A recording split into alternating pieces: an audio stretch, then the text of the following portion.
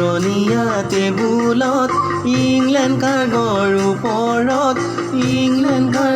ওপৰত চিঠি লিখোঁ তোমালৈ মই দীপ্তি লেমৰ পোহৰত তোমালে মনত পৰি নিশা নাহে টোপনি বাৰে বাৰে আহি কিয় কৰা তুমি